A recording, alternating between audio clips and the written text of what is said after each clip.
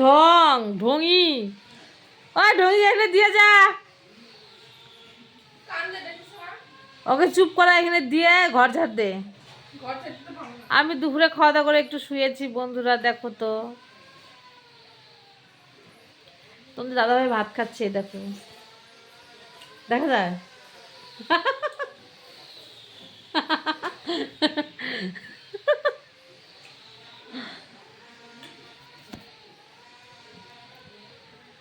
দুপুরে খাওয়া দাওয়া করে একটু শুয়েছি,